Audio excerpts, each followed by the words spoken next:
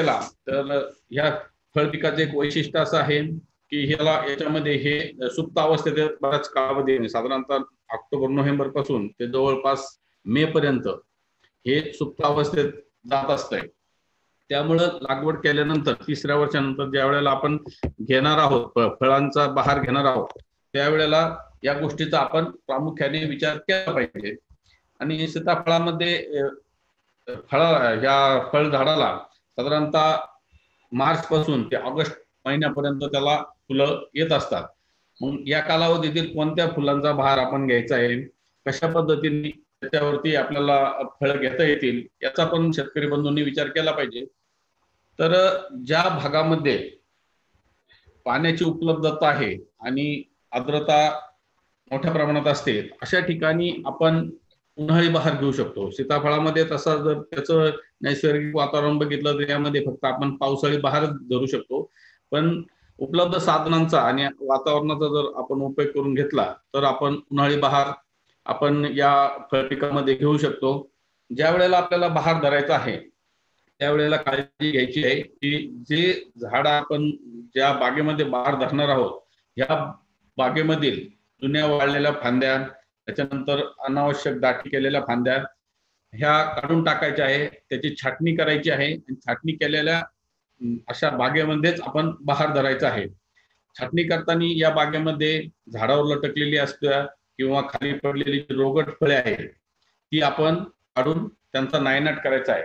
काय होईल, ही जर फळे आपण जर तशीच बागेमध्ये ठेवली आणि जर अनुकूल वातावरण निर्माण झालं तर ह्या पडलेल्या अवशेषामधून नवीन जे आपण फळपीक घेणार आहे तर त्याच्यावरती या बुरशीचा प्रादुर्भाव मोठ्या प्रमाणात होत असतो। त्यामुळं बहार धरताना बागेची स्वच्छता ही फार महत्त्वाची आहे।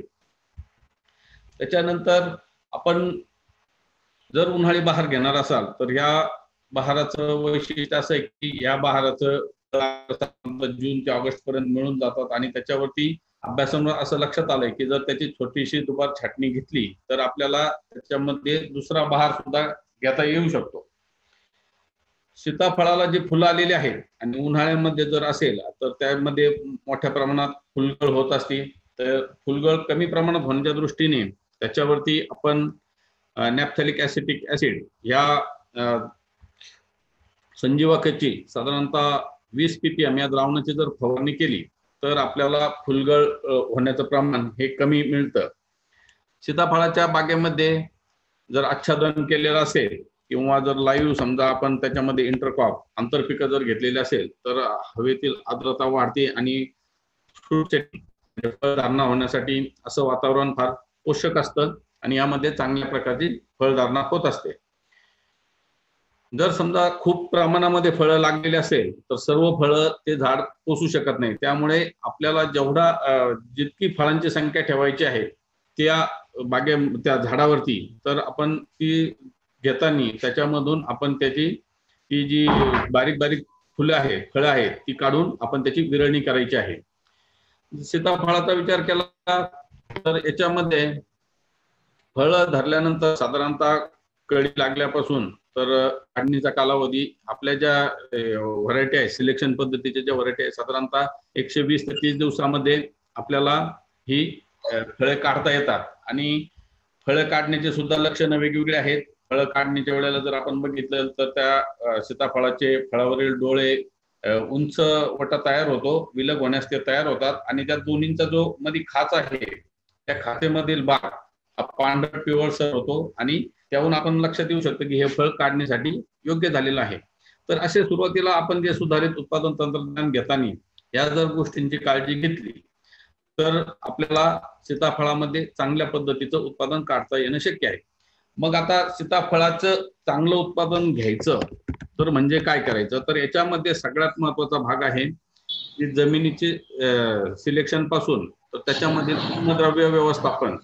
हे जर अन्नद्रव्य व्यवस्थापन जर आपण चांगल्या पद्धतीने केलं तर आपल्याला त्याच्यामध्ये आपल्याला फळांची संख्या हवी तितकी फळांची संख्या आणि फळांचं सरासरी वजन यांचं जर आपण गुणाकार केला तर साधारणतः त्याहून आपण आपल्याला किती फळांचं उत्पादन घ्यायचंय, एकूण उत्पादन प्रति झाड किती घेऊ शकतो, तर त्यासाठी फळबागेमध्ये अन्नद्रव्य व्यवस्थापन हे फार महत्त्वाचं आहे। मग अन्नद्रव्य व्यवस्थापन करताना विविध प्रकारचे सर्वांना माहिती आहे नत्र, स्फुरद, पालाश, कॅल्शियम, बोरॉन, नंतर आयर्न, झिंक, वेगवेगळ्या प्रकारची ही जी अन्नद्रव्य आहे ही फळ पिकाला वेगवेगळ्या वाढीच्या काळामध्ये या अन्नद्रव्यांची गरज असते. तर त्या अन्नद्रव्यांची गरज व्यवस्था लक्षात घेऊन आपण त्या त्या काळामध्ये जर त्या अन्नद्रव्यांची उपलब्धता जर या झाडाला करून दिली तर आपलं निरोगी आणि सशक्त असं फळझाड आपण तयार करू शकतो. मग त्याकरता आपल्याला हे माहिती पाहिजे शेतकरी बंधूंनो की कोणत्या काळामध्ये कोणत्या अन्नद्रव्याची या फळ पिकासाठी किंवा फळवाढीसाठी गरज आहे. जर आपण सुरुवातीचा बहार धरल्यानंतर त्या काळाचा जर विचार केला तर सुरुवातीच्या काळामध्ये ह्या फळ पिकाची वाढ होण्यासाठी नत्र आणि स्फुरद या दोन मुख्य अन्नद्रव्यांची फार गरज असते. त्यामुळे सुरुवातीच्या काळामध्ये आपण नत्र आणि स्फुरद ही खतं या अन्नद्रव्य या फळ पिकाला दिली पाहिजे. हे जर सुरुवातीच्या काळात जर दिलेले असेल तर झाडाची उत्तम वाढ होते आणि झाडाची उत्तम वाढ झाल्यामुळे फळ लागण्यासाठी झाड हे सशक्त तयार होऊ शकतं. त्याच्यानंतर जर आपण वाढीचा वेगवेगळ्या अवस्थांचा विचार केला, जसं मी सांगितलं सुरुवातीच्या काळात नत्र, स्फुरद म्हणजे शाखीय जर वाढ व्हायची असेल तर त्या काळात नत्र आणि कॅल्शियम ह्या अन्नद्रव्यांची गरज आपल्या या फळ पिकाला असते. त्याच्यानंतर कळीची अवस्था जर असेल, बहार धरल्यानंतर कळी येणार असेल तर कळीच्या अवस्थेमध्ये स्फुरद या अन्नद्रव्याची गरज या फळ पिकाची वाढलेली असते. फुलरेची ज्या वेळेला अवस्था असते त्यावेळेला स्फुरद आणि पालाश या अन्नद्रव्यांची गरज त्या फळ पिकाची जास्त असते. आणि पक्वतेच्या अवस्थेचा जर विचार केला तर पालाश या अन्नद्रव्याची त्याचबरोबर स्फुरद आणि बोरॉन ह्या दोन अन्नद्रव्यांची गरज या फळ पिकाला लागते. त्यानंतर जे आपण अन्नद्रव्य देतो ते आपल्या फळ पिकामध्ये काय कार्य करतात, त्यांचं काय कार्य आहे याची जर माहिती असेल तर आपण फळ पिका त्या त्या काळामध्ये ती अन्नद्रव्य आपण उपलब्ध करून देऊ शकतो. तर सुरुवातीच्या काळात आपण नत्र आणि पालाश आणि मॅग्नेशियम जर दिली तर याचा परिणाम या फळ पिकाची जोमदार वाढ होण्यासाठी होत असते. स्फुरदाचं कार्य आहे, आपण जर स्फुरद फळ पिकाला दिलं तर त्याच्यापासून मुळांची वाढ चांगली होती. मुळांची वाढ चांगली झाली तर त्यातून अन्नद्रव्याचं अपटेक चांगल्या प्रकारे होऊ शकतो आणि अशा झाडामध्ये फुलांची निर्मिती मोठ्या प्रमाणामध्ये होऊ शकत असते. त्यानंतर पालाश हे जे अन्नद्रव्य आहे हे फुले आणि फळे निर्मितीसाठी फार आवश्यक आहे. त्यानंतर कॅल्शियम हे जे अन्नद्रव्य आहे या कॅल्शियम अन्नद्रव्याचा वापर जे फळझाड आहे ते मुळांची तसेच पानांची वाढ करण्यासाठी आणि फळांच्या प्रतीसाठी अत्यावश्यक आहे. फळगळ कमी करण्यासाठी मॅग्नेशियम आणि जस्त या अन्नद्रव्याची आवश्यकता असते. झाडामध्ये हरितद्रव्य निर्मिती करण्यासाठी लोह या अन्नद्रव्याची गरज असते आणि जर फळ निर्मिती असेल तर बोरॉन या अन्नद्रव्याची तिथे गरज असते. तर अशा पद्धतीने जर आपल्याला माहिती असेल की कोणत्या काळामध्ये आणि कशासाठी वेगवेगळे अन्नद्रव्य लागतात तर त्या पद्धतीने जर आपण फळ पिकाला ती अन्नद्रव्य दिली तर चांगल्या प्रकारचं आपल्याला उत्पादन घेता येणं शक्य आहे. सीताफळासारख्या पिकामध्ये परागीभवन जर चांगल्या पद्धतीने झालं तर उत्तम प्रतीची फळं आपण मिळवू शकतो. मग परागीभवन करण्यासाठी काय करावं लागतं त्याच्यामध्ये, तर कळीच्या वाढीपासूनच त्याच्यासाठी अन्नद्रव्य व्यवस्थापन म्हणजे छाटणीपासूनच आपण त्याच्यामध्ये जर आवश्यक अन्नद्रव्य त्या त्यावेळी जर दिले तर चांगल्या पद्धतीची कळी निघते. त्यानंतर बोरॉन सारखं अन्नद्रव्य त्यावेळेला जर दिलेलं असेल तर फळकळी चांगल्या पद्धतीने त्या झाडावरती लागते. एक लक्षात घ्या शेतकरी बंधूंनो, जर अन्नद्रव्य व्यवस्थापन सुरुवातीपासून चांगलं असेल तर झाडावरती मोठ्या प्रमाणात फळं आली आणि जर आपल्याला अनावश्यक वाटली की बाबा खूप गर्दी झालेली तर ही फळं आपण कमी करू शकतो. पण जर कमी फळं लागली तर कोणतंही अन्नद्रव्य देऊन आपण कोणत्याही फळ पिकामध्ये फळांची संख्या वाढवू शकत नाही. त्यामुळं याची एक काळजी घ्यायची आहे की आपण जे अन्नद्रव्य देणार आहे तर ते साधारणतः आवश्यक असेल इतकी फळं लागण्यासाठी आपण अन्नद्रव्य व्यवस्थापन त्या फळ पिकांमध्ये करणं गरजेचं आहे. मग ही अन्नद्रव्य दिली आणि काय काय आपल्याला जर त्याच्यावरती काय काय कमतरतेची लक्षणं आहे बऱ्याच वेळेला शेतकरी बंधूंना माहिती आहे. थोडक्यात मी या अन्नद्रव्य जर कमतरता झाली तर काय काय लक्षणं दिसतात आणि त्याच्यामध्ये आपण त्या अन्नद्रव्याची आपण उपलब्धता या फळपिकांना करून देत असतो. तर जर सुरुवातीला जर समजा नत्राची जर कमतरता जर झाली, कमी प्रमाणात जर नत्र उपलब्ध असेल तर आपण बघू शकाल या फोटोमध्ये की पानं ही फिक्कट पिवळसर आणि निस्तेज दिसतात आणि जर तीव्रता जास्त असेल तर पूर्णपणे पान ते पिवळं पडू शकतो. यावरून आपण ओळखू शकतो की या झाडाला नत्राची कमतरता आहे या अन्नद्रव्याची आणि आपण मग वेगवेगळ्या नत्र पुरवणाऱ्या खतांमधून आपण या झाडाची मात्रा आपण या फळपिकाला देऊ शकतो. त्यानंतर स्फुरद हे जर बघितलं तर आपण ह्या अन्नद्रव्याची कमतरता बऱ्याच कालामध्ये जर त्याचा अपटेक जर थांबला तर आपल्याला पानावरती मोठ्या प्रमाणात लगेच लक्षात येऊ शकतं. पानावरती जांभळट निळे असे डाग आपल्याला या पानांवरती दिसून येतात आणि त्यानंतर जी पानं पिवळी आणि त्याच्या शिरा या आपल्याला जांभळ्या झालेल्या लक्षात येऊ शकतात. स्फुरदाची उपलब्धता ही जमिनीतील जे त्याचं हवा जी खेळती राहते जमिनीमध्ये म्हणजे वापसा कंडिशन मध्ये स्फुरद हे चांगल्या प्रमाणामध्ये या कोणत्याही फळपिकामध्ये ऍब्सॉर्ब केलं जातं आणि ते आपल्या झाडांना पानांकडे पाठवलं जातं. आजकालचा काळ बघितला बऱ्याच शेतकरी बंधूंना ही समस्या जाणवत असेल की अति पाऊस आणि शेतामध्ये पाणी साचल्यामुळे स्फुरदाचा अपटेक कमी झाल्यामुळे आपल्याला ही लक्षणं बऱ्याचशा विविध फळबागांवरती आपल्याला ह्या अशा पद्धतीची लक्षणं, खास करून पेरू सारखं फळपीक आहे याच्यामध्ये जर पावसाचं प्रमाण किंवा वॉटर लॉक कंडिशन झाली तर आपल्याला स्फुरदाची कमतरता मोठ्या प्रमाणामध्ये जाणून येते. त्याच्यानंतर पालशाची जर कमतरता पाहिली तर यामध्ये पाने ही कडापासून पिवळी पडतात आणि नंतर ती करपल्यासारखी काळपट पडतात. तर त्यावरून आपल्या लक्षात येईल की ही पालाशची कमतरता आहे. त्यानंतर कॅल्शियम हे एक अन्नद्रव्य असं आहे की त्याची मोठ्या प्रमाणात आपल्याला फळपिकामध्ये गरज असते. पानांवरती याची लक्षणं बघितली तर पाने आपल्याला पिवळी पडलेली दिसतात आणि फळं मात्र आपल्याला तोंडाच्या बाजूने काळी पडलेली दिसतात. आता आपण पुढे बघणार आहोत की या फळपिकावरती जे वेगवेगळे रोग येतात त्याची लक्षणं. तर अशाच पद्धतीचं काळपण जर देठाकडून जर पडत असेल तर ते बुरशीच्या लक्षणामुळे ते काळं पडतं. पण जर स्पेसिफिक आपण जर अन्नद्रव्याची कमतरता बघणार असेल तर जर तोंडाकडून जर फळ काळं पडलं तर ती निश्चितच कॅल्शियम या अन्नद्रव्याची कमतरता असते.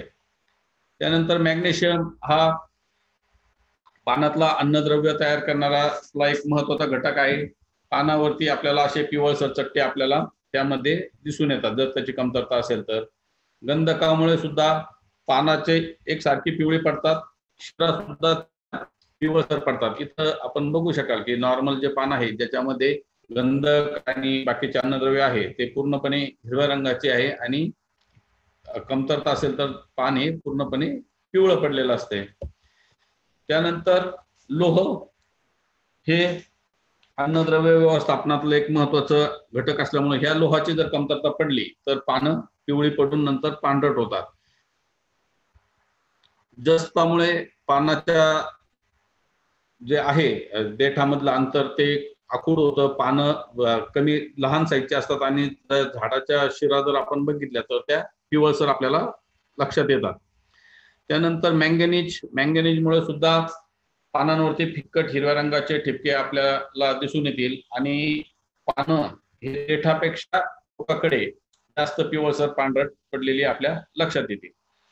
बोरॉनमध्ये सुद्धा शेंड्यामध्ये जर त्याची कमतरता जाणवली तर ही पानं पिवळी पडतात आणि वाढणारा जो कोंब आहे किंवा कळी आहे ती तपकिरी काळपट पडून ही जळून जातात. सीताफळामध्ये बऱ्याच शेतकरी बंधूंना ही समस्या जाणवते की बऱ्याच वेळेला की कळी ही पांढरट तपकिरी पडते आणि त्यानंतर ती गळून जाते.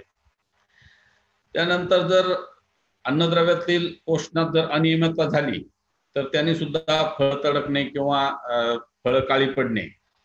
बऱ्याच वेळेला काय होतं की फळवाढीच्या काळामध्ये जर अधिक पाऊस झाला आणि जर तिथं जमिनीमध्ये वापसा कंडिशन नसेल आणि जर त्यातल्या त्यात कॅल्शियम सारख्या अन्नद्रव्याची जर कमतरता असेल तर निश्चितपणे तुम्हाला सीताफळामध्ये फळ तडकणे ही समस्या जाणवू शकते. यावर्षी फार मोठ्या प्रमाणामध्ये कारण जमिनीमध्ये वापसा नाही. फळवाढीच्या काळामध्ये यावर्षी फार मोठ्या प्रमाणामध्ये सीताफळामध्ये फळे तडकणे ही समस्या शेतकरी बंधूंना जाणवलेली आहे.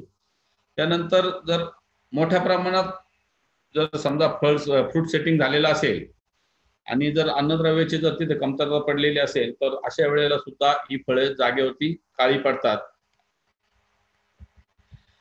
त्यानंतर ही झालं अन्नद्रव्याची कमतरतेमुळे काय काय लक्षणे येऊ शकतात. पण चुकून बऱ्याच वेळेला काय होतं की उपलब्ध आहेत म्हणून आपण फळ पिकाला अन्नद्रव्य अवाजवी प्रमाणामध्ये देतो, तर त्याचे सुद्धा दुष्परिणाम तुम्हाला या फळ पिकांवरती दिसून येतात.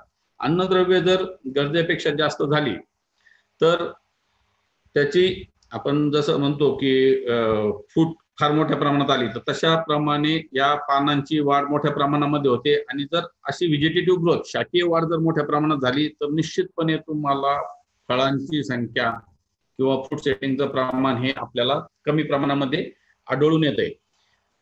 या शाकीय वाढीचा दुसरा परिणाम असा होतो की याच्यामध्ये फुलगळ मोठ्या प्रमाणात होते आणि शाकीय वाढीसाठी लागणारं जे नत्रासारखं जे खत आहे हे जर मोठ्या प्रमाणात असेल तर त्या पानाची सकुलन्सी वाढते आणि असे पानं हे बुरशीजन्य रोगाला मोठ्या प्रमाणामध्ये बळी पडत असतात. हे झालं अन्नद्रव्य आणि त्यांना त्याची कमतरता आणि अति झालं. तर सीताफळ बागेचा जर आपण विचार केला तर सीताफळाला जे काय अन्नद्रव्य लागतं तर नत्राचा जर विचार केला तर साधारणतः 250 ग्रॅम नत्र ह्या फळ पिकाच्या वाढीमध्ये या सीताफळाला लागत असतं. स्फुरद हे साधारणतः 125 ग्रॅम आणि पालाश हे 125 ग्रॅम ही या सीताफळ पिकाची त्याच्या फळवाढीच्या काळातील याची ही रिक्वायरमेंट आहे. ती जर आपण नत्र हे जर युरियाच्या मार्फत देणार असेल तर साधारणतः 550 ग्रॅम पर्यंतचे युरिया त्याच्या वाढीच्या काळामध्ये, सुपर फॉस्फेट साधारणतः 800 ग्रॅम आणि म्युरेट ऑफ पोटॅश साधारणतः 200 ते 250 ग्रॅम या फळपिकाला लागत असतं. मग आपण जी अन्नद्रव्य देणार आहे तर ती किती द्यायची आपल्या फळपिकासाठी, तर यासाठी आपल्याला काही त्याच्यामध्ये माती परीक्षण करणं फार गरजेचं आहे की आपल्या बागेमध्ये किती अन्नद्रव्य आपल्या जमिनीमध्ये उपलब्ध आहे. याकरता मातीचं परीक्षण करून घेतलं. मातीच्या परीक्षणानंतर आपल्या बागेसाठी लागणाऱ्या अन्नद्रव्याचं आपल्याला किती अन्नद्रव्य द्यायची आहेत त्याची माहिती मिळते आणि त्याप्रमाणे आपण फळबागेला आपण अन्नद्रव्य दिली पाहिजे. हंगामानुसार सुद्धा आपल्याला जी अन्नद्रव्य उपलब्ध करून द्यायची आहेत ती आणि त्यानंतर पिकाची जात कोणती आहे याच्यावर सुद्धा आपल्याला किती अन्नद्रव्य द्यायचे आहे हे लक्षात येतं. फळपिकामध्ये नाही पण एक उदाहरण म्हणून सांगतो. ऊसासारखं पीक आहे त्याच्यामध्ये 3 हंगाम असतात, सुरू, अडसाली आणि पूर्व हंगामी. याचा कालावधी वेगवेगळा असल्यामुळे त्या ऊस पिकासाठीची अन्नद्रव्यांची जी अन्नद्रव्य लागणार जे आहेत ते वेगवेगळ्या प्रमाणात लागत असतात. सुरू हंगाम हा 12 महिन्याचा कालावधी असल्यामुळे त्याचे अन्नद्रव्य कमी लागतात. पूर्व हंगामी 14 ते 15 महिन्याचा असल्याने त्याची अन्नद्रव्याची जे लागणारे आहेत त्याच पिकाला, ऊसासारख्या पिकाला ती त्यापेक्षा थोडी जास्त लागतात. आणि अडसाली हा जो ऊसाचा हंगाम आहे साधारणतः 18 महिने पीक हे शेतामध्ये उपलब्ध राहत असल्यामुळे हंगामानुसार त्याची रिक्वायरमेंट, अन्नद्रव्याची रिक्वायरमेंट ही आहे. इव्हन पिकाची जात, ऊस पिकाचं जर साधारणतः आता फळपिकामध्ये इतक्या मोठ्या प्रमाणात अजून तरी असं जाणवलं नाही की जाती परत्वे त्याचं अन्नद्रव्य व्यवस्थापन वेगवेगळं. पण ऊस पिकासारख्या ज्या जाती आहेत काही खादड जाती असतात तर त्याच्यामध्ये सुद्धा अन्नद्रव्य हे जास्त प्रमाणात लागू शकतं. तर ही माहिती जर आपल्याकडे उपलब्ध असेल तर आपण त्या पद्धतीने या फळपिकाला आपण लागणारे अन्नद्रव्य उपलब्ध करून देऊ शकतो. त्याच्यानंतर हे अन्नद्रव्य कधी दिली पाहिजे, तर सगळ्यात महत्वाच्या काळात आपण ज्या वेळेला बहार धरतो, तो बहार धरताना, त्यानंतर फुलकळी लागताना, त्यानंतर फळ धारण्याच्या वेळी, फळवाढीच्या काळात आणि फळे पक्वतेच्या काळात या वेगवेगळ्या काळामध्ये वेगवेगळ्या अन्नद्रव्यांची आवश्यकता असते. त्या पद्धतीने आपण अन्नद्रव्यांचं व्यवस्थापन हे केलं पाहिजे. मग हे अन्नद्रव्य द्यायची आहेत ती आपण कशा पद्धतीने दिली पाहिजे या फळपिकांना, तर आपण या फळपिकांना अन्नद्रव्य देताना आपण पहारीच्या साहाय्याने, त्याच्यानंतर ठिबकद्वारे, फवारणीद्वारे ही आपण अन्नद्रव्य देऊ शकतो. जी आपण जमिनीतून देणार आहे ही अन्नद्रव्ये मात्र असे उघड्यावरती न टाकता ती माती ऍड करणं फार गरजेचं आहे, की जेणेकरून त्या अन्नद्रव्याचा जास्तीत जास्त उपयोग ह्या फळपिकाच्या वाढीसाठी करता येणं शक्य आहे.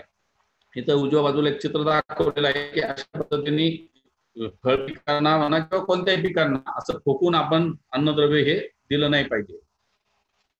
आता या फळबाग लागवडीखाली जे क्षेत्र वाढलेलं आहे आपल्या महाराष्ट्र शासनाच्या रोजगार हमी योजनेनंतर किंवा बाकीच्या योजनांमधून आपण बऱ्याचशा फळपिकांखाली क्षेत्र वाढलेलं आहे.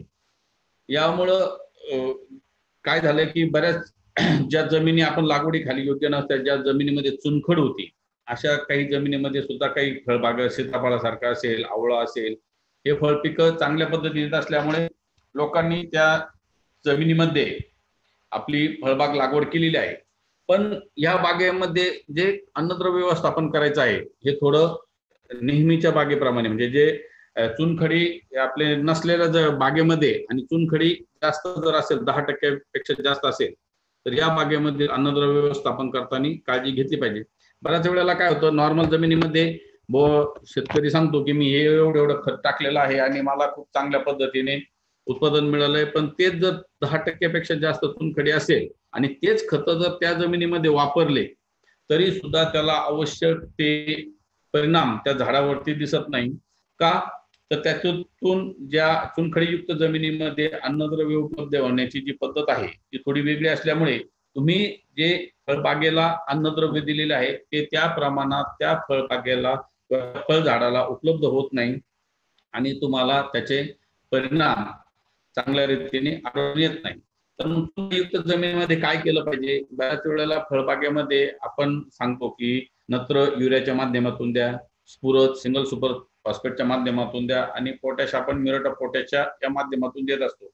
पण 10% पेक्षा जर जास्त चुनखडी असेल तर याच्यामध्ये सिंगल सुपर फॉस्फेट सारख्या खताचा वापर केला नाही पाहिजे.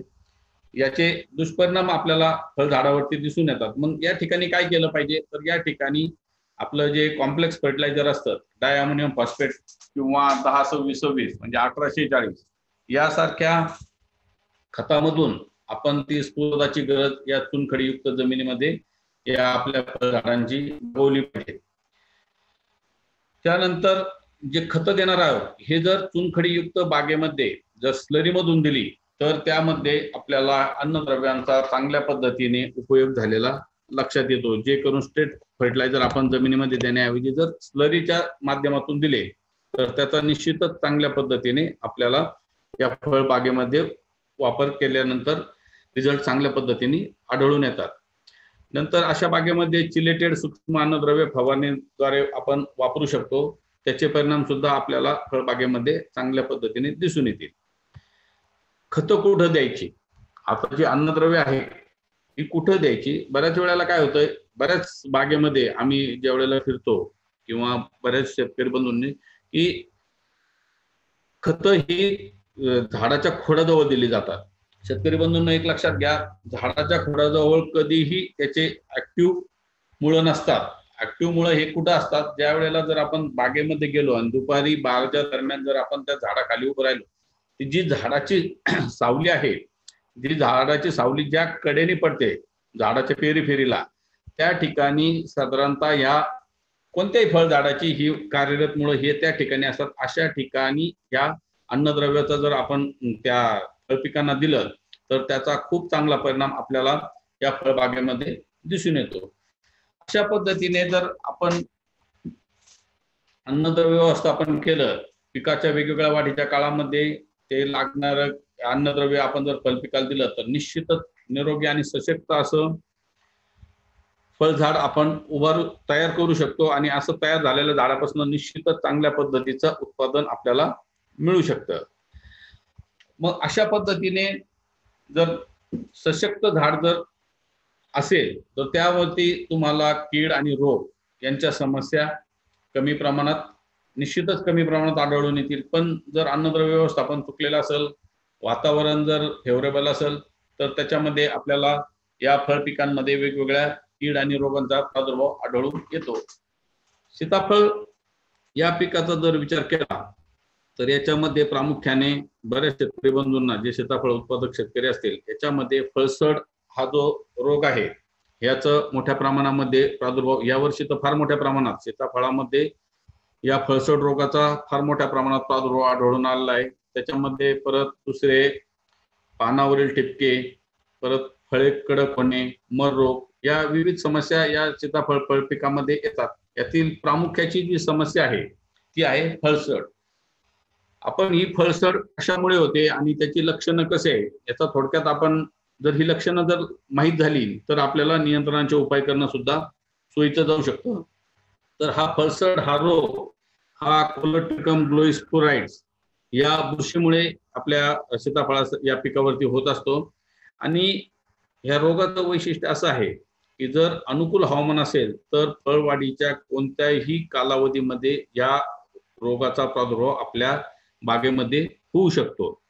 त्यातल्या त्यात लागवड छाटणीनंतर कळी आणि लहान फळे जर त्या अनुकूल वातावरणात जर सापडली तर अशी कळी आणि फळे ही मोठ्या प्रमाणात या फळसड रोगाला बळी पडतात। रोगाचा प्रादुर्भाव झाल्यानंतर जर लहान फळे असेल तर ती फळे काळी पडतात आणि तशीच झाडाला लटकून राहतात। आपण आता या चित्रामध्ये बघाल की फळ पिकाला देठापासून आपल्याला काळपट चट्टे पडलेले आपल्या फळावरती लक्षात येते। सुरुवातीच्या काळात असे बारीक बारीक चट्टे पडतात आणि नंतर अनुकूल वातावरणात सगळे चट्टे एकमेकात मिसळून पूर्ण भाग हा देठाकडून काळा पडतो। आणि असा देठाकडला जर भाग काळा पडला तर अशी फळे ही वेडीवाकडी तयार होतात आणि ही फळे पूर्णतः पिकत नाही। आणि फळबागेचा जर आणि अनुकूल वातावरणाचा विचार केला आणि जर नियंत्रणाचे उपाय नाही केले तर साधारणतः 70 ते 80% नुकसान आपल्याला या फळसड रोगापासून आपल्या बागेमध्ये आढळून येऊ शकतं। ह्या रोगाच्या वाढीसाठी अनुकूल घटक म्हणजे आता मी मगाशी सांगितलं की आर्द्रतायुक्त हवामान या वर्षी बघत असाल आपण की बराच कालावधीमध्ये सूर्यप्रकाशाचं दर्शन झालेलं नाहीये आणि ढगाळ वातावरण आहे। त्या ढगाळ वातावरणामुळे ही जी बुरशी आहे ही सीताफळाच्या बागेमध्ये मोठ्या प्रमाणात कार्यरत राहिली आणि जर त्यावरती नियंत्रणाचे उपाय औषध फवारणी जर वेळ झालेली नसेल तर बागेमध्ये फळसड या रोगामुळे फळे काळी पडण्याची समस्या आपल्याला मोठ्या प्रमाणात आढळून आलेली आहे। आणि पावसाळ्यामध्ये या रोगाचं प्रमाण जास्त असते। मग याचं नियंत्रण करायचं म्हणजे काय करायचं तर याचं नियंत्रण करताना सर्वात महत्त्वाचं म्हणजे आपल्या बागेची स्वच्छता फार महत्त्वाची आहे। बागेमध्ये ज्या वेळेला बहार व्यवस्थापन आपण घेणार आहोत त्यावेळेला बागेत असलेली रोगट फळे, रोगट फांद्या, पानं आणि त्यानंतर छाटणीनंतर जी काही अवशेष असतील ती अवशेष गोळा करून आपण जाळून टाकली पाहिजे। सुरुवातीला सांगितल्याप्रमाणे या अवशेषामधून अशा अनुकूल वातावरणामध्ये या बुरशीची वाढ होते आणि आपल्या ज्या नवीन जो बहार धरलेला आहे या बहाराच्या फळझाडाच्या फळांना आपल्याला मोठ्या प्रमाणात या बुरशीचा प्रादुर्भाव होऊ शकतो। सुरुवातीला सांगितल्याप्रमाणे आपण अन्नद्रव्य व्यवस्थापन जर सुरुवातीपासून केलं बा छाटल्यानंतर आवश्यक ते अन्नद्रव्य जर दिले तर झाडाची प्रतिकारक क्षमता निश्चितच वाढते आणि अशा ठिकाणी या रोगाचा प्रादुर्भाव आपल्याला कमी प्रमाणात आढळून येतो। बहार धरल्यानंतर ज्या वेळेला आपली नवीन फूट येणार आहे त्या फूट येण्यापूर्वी संपूर्ण झाडावरती 1% बोर्डो मिश्रणाची आपण फवारणी करू शकतो। त्यानंतर झाडाच्या खोडाला बोर्डो पेस्ट जर लावली तर किडीच्या ज्या वेगवेगळ्या अवस्था आहेत त्या अवस्था आपल्याला कीड आणि रोगाच्या ज्या अवस्था आहेत त्याच्यावरती आपल्याला नियंत्रण मिळवता येणं शक्य असतं। तर त्यामुळे बहार धरताना खोडाला आपण बोर्डो पेस्ट लावायची आहे आणि त्या बोर्डो पेस्ट मध्ये क्लोरोपायरिफॉस यासारखं कीटकनाशक 20 मिली प्रति 10 लिटर पाण्यात मिसळून जर फवारलं तर किडीचं सुद्धा नियंत्रण आपल्याला या ठिकाणी करता येणं शक्य आहे। झाडाला कळ्या लागल्यानंतर कार्बेंडाझिम 0.1% किंवा कॉपर ऑक्सीक्लोराइड 0.2%, तसंच झाडावरती औषध आपलं व्यवस्थितरित्या जाण्यासाठी स्टिकर जर त्यामध्ये 10 मिली प्रति 10 लिटर पाण्यामध्ये मिसळून जर फवारलं तरी सुद्धा या रोगाचा प्रादुर्भाव आपण रोखू शकतो। फळधारणा झाल्यानंतर आपण या जरा औषधाची पुन्हा एकदा फवारणी करू शकतो। आणि जर ढगाळ वातावरण असेल तर आवश्यकतेनुसार आपण 3 ते 4 फवारण्या आपण या आपल्या फळबागेमध्ये घेतल्या पाहिजे। फळे जर मोठे साधारणतः लिंबापेक्षा किंवा पेरूच्या आकाराची जर झाली तर त्यानंतर आपण बोर्डेक्स मिक्सचर सारखं औषध आपण या फळबागेमध्ये फवारायचं आहे। बोर्डेक्स मिक्सचर 1% हे औषध फळसड रोगासाठी सर्वात चांगलं औषध आहे। पण जर सुरुवातीच्या काळाला आपण कळीवरती जर घेतलं, जर या बोर्डो मिश्रण 1% फवारणी घेतली तर बऱ्याच वेळेला काय होतं, शेतकरी बंधूंकडून त्या बोर्डो मिश्रणाचा जर सामू जर आपलं न्यूट्रल पर्यंत म्हणजे 7 पर्यंत जर नाही ठेवू शकलो तर त्याचा साइड इफेक्ट्स आपल्या कळीवरती होतात आणि अशा कळ्या गळून पडतात। म्हणून सुरुवातीच्या काळामध्ये कळी लागल्यानंतर आपण बोर्डो मिश्रणाची फवारणी आपण शेतकऱ्यांना सांगत नाही। पण जर फ्रूट सेटिंग चांगलं झालं आणि त्यानंतर जर आपल्याला फवारायचं असेल तर 1% बोर्डो मिश्रण हे या फळसड रोगाच्या नियंत्रणासाठी अत्यंत परिणामकारक असं औषध आहे। त्यानंतर बागेमध्ये पावसाळ्यामध्ये पाणी साठणार नाही, कारण कोणत्याही रोगाची बुरशी ही जास्त आर्द्रतायुक्त हवामान असेल तर त्या आर्द्रतायुक्त हवामानामध्ये ही बुरशी मोठ्या प्रमाणात वाढत असते। जर बागेत पाणी साचलं, आर्द्रता वाढणार आहे, आर्द्रता वाढली की रोगाची बुरशी मोठ्या प्रमाणात वाढणार आहे। त्यामुळे शेतकरी बंधूंनी काळजी घ्यायची आहे की बहार धरल्यानंतर बागेमध्ये पाणी आपल्या साठून राहणार नाही, याची आपण शेतकरी बंधूंनी काळजी घेणं फार मोठ्या गरजेचं आहे।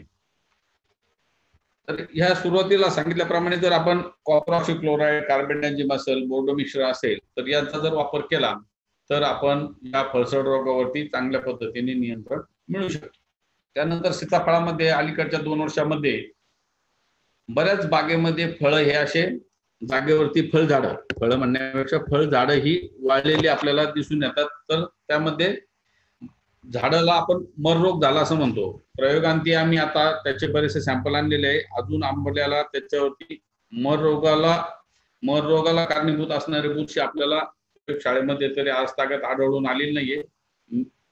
पण ही एक समस्या भविष्यामध्ये आपल्याला आपल्या शेतकरी बंधूंना जाणवत आहे। त्याचा जर बुरशीचा जर प्रादुर्भाव असेल तर त्यासाठी जे ट्रायकोडर्मा हे जे जैविक बुरशीनाशक आहे याचा वापर करून आपण ही मर रोगासारखं जे फळपिकावरती येणारं जे संकट आहे ते आपण थांबवू शकतो।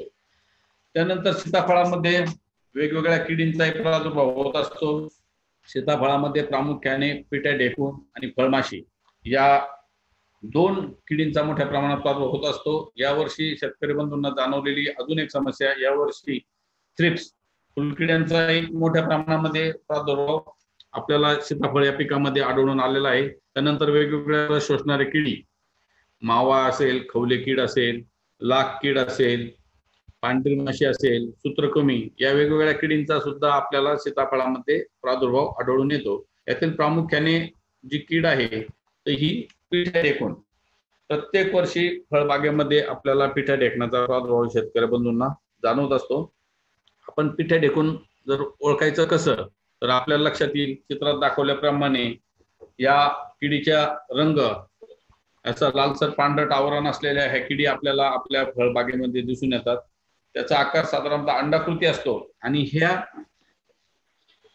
ज्या कीड आहे हिच्या अंगावरती कापसासारखं आवरण असल्यामुळे आपण जर कोणतेही औषध फवारलं तर आपल्याला तिचं नियंत्रण करणं थोडंसं अवघड जातं। आणि या पिठ्या ढेकणाचा एक जीवनक्रम बघितला तर तिचे पूर्ण लाईफ सायकल ही साधारणतः 60 दिवसामध्ये पूर्ण होते। वर्षामध्ये साधारणतः तिच्या 6 ते 7 लाईफ सायकल्स पूर्ण होतात। ही मग कीड कशा पद्धतीने नुकसान करते, चित्रात दाखवल्याप्रमाणे संपूर्ण फळावरती किंवा देठावरती ही कीड तिचा प्रादुर्भाव झाल्यानंतर कोवळ्या पानातील तसेच फांद्यातील आणि कळ्यांमधील आणि फळामधील हे रस शोषण करतात। असं रस शोषण केल्यानंतर फळं निस्तेज पडतात। ही नसते रस शोषण करत नाही तर रस शोषण करत असताना स्वतःच्या शरीरातून चिकट पदार्थ ही आपल्या बाहेर टाकत असते। असा चिकट पदार्थ या झाडाच्या पानांवरती किंवा बाकीच्या फळावरती पडल्यानंतर ह्या चिकट पदार्थावरती कॅप्नोडियम नावाची दुसरी बुरशी त्याच्यावरती वाढतं आणि अशी फळं किंवा पानं ही काळपट पडत असतात। त्यामुळं सूर्यप्रकाश ह्या फळ झाडावरती चांगल्या पद्धतीने त्याचं कार्य होऊ शकत नाही। सूर्यप्रकाश मिळत नसल्यामुळे अन्नद्रव्य व्यवस्था तयार करण्यामध्ये त्यामध्ये अडथळे निर्माण होतात आणि असं झाड हे आपल्याला निस्तेज दिसतं, नवीन फूट आपल्याला आढळून येत नाही आणि असं प्रादुर्भावित जे फळ आहे या फळाला बाजारामध्ये योग्य किंमत आपल्याला मिळत नाही। याच्यामध्ये सुद्धा सुरुवातीपासून जर काळजी घेतली बहार धरण्यापासून तर आपल्याला याच्यामध्ये या मिलीबगचं नियंत्रण करणं सोयीस्कर जाऊ शकतं। सुरुवातीला सांगितल्याप्रमाणे बागेची स्वच्छता महत्वाची आहे। त्यानंतर जर सिंचन म्हणजे उन्हाळी बहार मी म्हटलं त्याप्रमाणे जर सिंचनाची सोय असेल आणि शक्य असेल तर उन्हाळी बहार जर घेतला तर त्यामध्ये या पिठा ढेकूण या किडीचा प्रादुर्भाव कमी प्रमाणात आढळून येतो। त्यानंतर बहार धरल्यानंतर ते खोडावरती बोर्डो मिश्रण सांगितलं होतं ते लागवड लावायचं आहे। त्यानंतर फवारणीसाठी सुद्धा क्लोरोपायरिफॉसचा आपण वापर केला तर आपल्याला या किडीपासून नियंत्रण करणं सोपं जातं। ही कीड जमिनीवरून झाडावरती चढत जात असते, त्यामुळे झाडाच्या भोवती जे आळं आहे ते आळं आपण स्वच्छ करायचं आहे आणि त्यामध्ये क्लोरोपायरिफॉसची भुकटी साधारणतः प्रति झाड 25 ग्रॅम जर टाकली तर अशा भुकटीच्या सानिध्यामध्ये जर याची पिलं आली तर त्याचं नियंत्रण तिथल्या तिथंच होत असतं।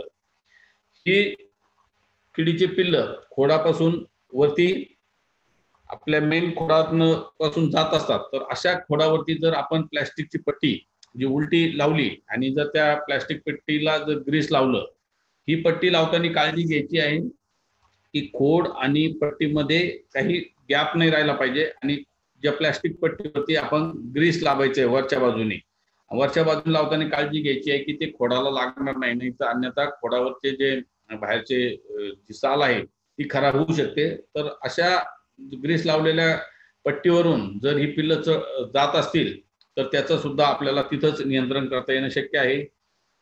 या किडीला पोषक असे भेंडी, कपाशी, जास्वंद, पपई नंतर ग्लॅरिसिडिया हे जे पिकं आहेत त्याच्यावरती सुद्धा ही कीड मोठ्या प्रमाणात येत असते। त्यामुळे आपल्या बागेभोवती अशा पद्धतीचे झाडे लावू नये की जेणेकरून ती कीड आपल्या वर्षभर आपल्या त्या बागे शेजारी राहील।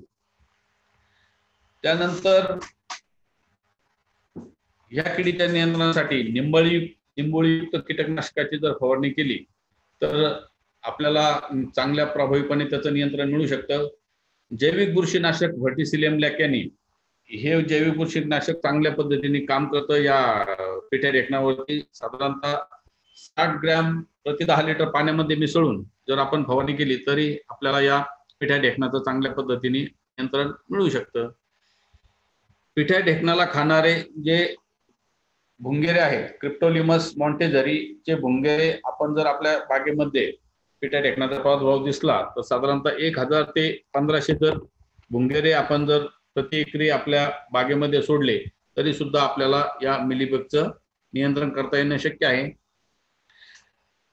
या सर्व उपाययोजना केल्यानंतरही जर बागेमध्ये आपल्याला पिठ्या ढेकणाचा प्रादुर्भाव आढळून आला तर आपल्याकडे रासायनिक कीटकनाशक पिप्रोफेंजिन हे याचा वापर 20 मिली प्रति 10 लिटर पाण्यातून जर केला तर आपल्याला या मिलीबग पासून आपल्याला आपल्या फळबागेचं किंवा फळांचं नियंत्रण करणं शक्य होत आहे।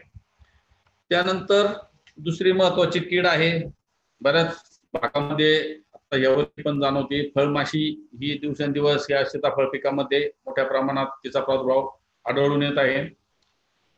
या फळमाशीचं जर आपण बघितलं तर याचे जे पतंग असतात किंवा जी माशी असते ती साधारणतः पिवळसर सोनेरी रंगाची असते। ही काय करते की फळाच्या झाडाच्या सालीच्या खाली अंडी घालते। साधारणतः अंडी अवस्था त्या फळमाशीची 1 ते 3 दिवस असते।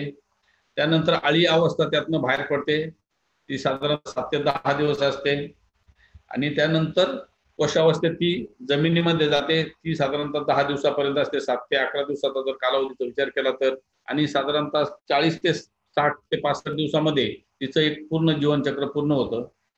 वर्षभरामध्ये तिच्या 7 ते 8 पिढ्या तयार होतात। ही असे वर्षभर आपल्या बागेमध्ये ही फळमाशी आपल्याला आढळून येऊ शकते।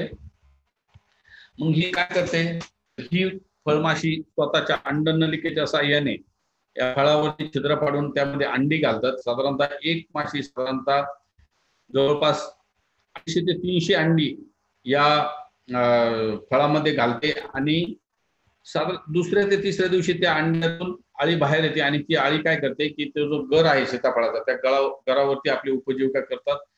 ज्या वेळेला अळी गर खात असते त्यावेळेला अशी फळं लगेच तुटतात आणि खाली पडून फुटतात आणि अशी फळे खाण्यायोग्य तसेच आपण प्रोसेसिंग म्हणतो प्रक्रियेसाठी योग्य राहत नाही आणि अशा फळांची प्रत खालवून येते. तर याच्या नियंत्रणासाठी फळधारणा झाल्यानंतर आपण फळमाशीचा जर विचार केला तर फळमाशीचं नियंत्रण करणं तसं अवघड आहे, कारण फळमाशीच्या ज्या नियंत्रणासाठीच्या ज्या अवस्था आहेत एक तर त्या फळाच्या आत असतात किंवा जमिनीखाली असतात. फक्त त्याची माशीची जी अवस्था आहे ती आपल्याला फक्त उघड्या डोळ्याने आपण पाहू शकतो. बाकीच्या अवस्था एक तर अंडी फळामध्ये घातली जातात, त्यानंतर अळी सुद्धा फळामध्ये असते आणि त्यानंतर कोष्ठावस्था ही जमिनीमध्ये असते. त्यामुळं या ह्या किडीचं नियंत्रण करणं थोडंसं अवघड आहे. मग यासाठी काय करायचं तर ही फळमाशी हे मिथिलिज्युनल जे आहे या द्रव्याकडे आकर्षित होते. या फोटोमध्ये दाखवलेले अशा प्रकारचे मिथिलिज्युनल युक्त सापळे जर आपण आपल्या बागेमध्ये लावले तर याच्यामध्ये त्या पतंग त्या माशा त्यामध्ये अट्रॅक्ट होतात आणि आपण तिथंच त्यांचं नियंत्रण, ही माशी जर तिथं आली एक माशीचं जर नियंत्रण झालं तर साधारणतः 300 त्या अंडी जी घालतात त्यापासून निघणारे जे पुन्हा पिलं आणि पुन्हा तयार होणारी पिढी याचं आपण नियंत्रण करू शकतो. त्यामुळं सगळ्यात चांगला उपाय हे मिथिलिज्युनल युक्त सापळे आपल्या बागेमध्ये लावायचे आहे. त्यानंतर जे आपण द्रावण ठेवणार आहे त्याच्यासाठी ह्या विषारी आमिषाचा उपयोग करायचा आहे. त्याच्यामध्ये गुळ पाणी 1 लिटर आणि त्यामध्ये कीटकनाशक मॅलाथिओन 2 मिली आणि मिथिलिज्युनल 5 मिली असं जर आपण विषारी आमिष तयार केलं तर त्या विषारी आमिषाकडे फळमाशीचे मादी अट्रॅक्ट होते आणि आपल्याला त्याचं नियंत्रण मिळू शकतं. जी खाली पडलेली फळं आहेत ती फळं गोळा करून वेळोवेळी आपण नष्ट केली पाहिजे, कारण याच्यातून अळी पडल्यानंतर अळी जमिनीमध्ये जाते आणि कोशावस्थेत जाऊन पुन्हा त्याचं माशी तयार होते. तर अशी पडलेली फळं वेळोवेळी गोळा करून आपण नष्ट करायची आहे. सीताफळामध्ये या वर्षापासून जाणवायला लागलेली समस्या साधारणतः या औरंगाबाद भागातनं एक शेतकऱ्यांनी पाठवलेले खोडपोक करणाऱ्या अळीचा प्रादुर्भाव त्यांच्या भागामध्ये मोठ्या प्रमाणात ही समस्या जाणवायला लागलेली आहे. त्यानंतर वेगवेगळ्या जाती आपण करतो, लागवड करतो. काही जातींवरती आपल्याला या अशा पानं खाणारी अळीचा सुद्धा या सीताफळामध्ये मोठ्या प्रमाणामध्ये प्रादुर्भाव आपल्याला आढळून येत आहे. लाख कीड ही रस शोषणारी कीड आहे. या किडीचाही प्रादुर्भाव थोड्या अधिक प्रमाणामध्ये या सीताफळामध्ये आपल्याला जाणून येतो. ह्या झाल्या महत्वाच्या किडी. सीताफळामध्ये रोग आणि किडी व्यतिरिक्त सुद्धा काही शारीरिक विकृती असतात. याच्यामध्ये सुरुवातीला सांगितल्याप्रमाणे कमी फळं लागणे, याच्यामध्ये उन्हाळी बहार जर धरलेला असेल आणि जर आर्द्रता कमी असेल हवेमध्ये तर तिथं पुरेसं परागीभवन न झाल्यामुळे आपल्याला फळधारणा मोठ्या प्रमाणामध्ये मिळत नाही. त्याच्यानंतर अन्नद्रव्याचा तुटवडा, मगाशी सांगितल्याप्रमाणे अन्नद्रव्याचा तुटवडा जर भासला तर फळं झाडावरतीच काळी पडतात. त्यानंतर फळं तडकणे, बोरांची कमतरता, तसेच वाढीच्या काळामध्ये जर जास्त पाऊस झाला, मोठ्या खंडानंतर जर अति प्रमाणात पाऊस झाला तर अशा पद्धतीने फळं तडकण्याची एक समस्या आपल्याला या फळपिकांमध्ये जाणू शकते. झाडाच्या फांद्या जर वारं जर मोठ्या प्रमाणात वाहत असेल तर जोडाच्या ठिकाणी या झाडाच्या फांद्या उकलणे ही एक समस्या या सीताफळामध्ये आढळून येते. आणि जर अन्नद्रव्य व्यवस्थापन जर व्यवस्थित केलेलं नसेल आणि जर झाडाची शाकीय वाढ जर चांगली झालेली नसेल तर अशा ठिकाणी आलेले फळं ही सुद्धा पिवळी पडलेली आपल्याला आढळून येतात. तर या झाल्या सीताफळामधील समस्या. सीताफळ तयार झाल्यानंतर सीताफळ हे नाशवंत फळपीक असल्यामुळं जास्तीत जास्त लवकर बाजारामध्ये नेऊन त्याची विक्री जर केली तर आपण चांगल्या पद्धतीने आपल्याला पैसा मिळू शकतो. पण जर ते नाशवंत असल्यामुळे जर त्याची विक्री झाली नाही तर बऱ्याच वेळेला या फळांची नासाडी होत असते आणि नासाडी जर टाळायचे असेल तर आपल्याला या अशा फळ पिकांवरती प्रक्रिया करणं फार गरजेचं आहे. आणि सीताफळामध्ये गर काढणं ही एक त्याच्यावरती चांगल्या पद्धतीची प्रक्रिया आपण करू शकतो. आणि या गराचा वापर बऱ्याचशा ठिकाणी रबडी, मिल्कशेक, सरबत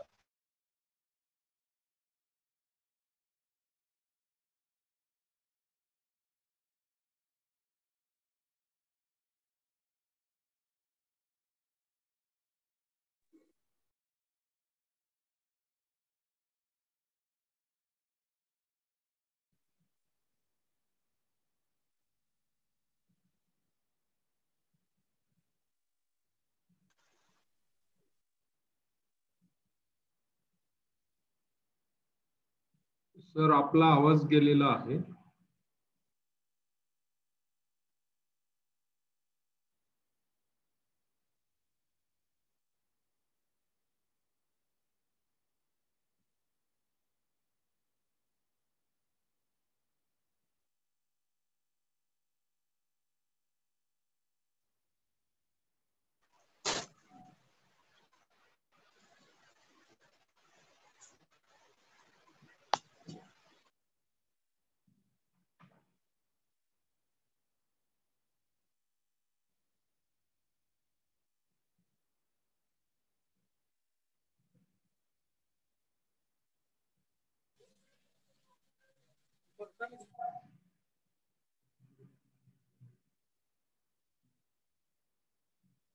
कारंडे सर.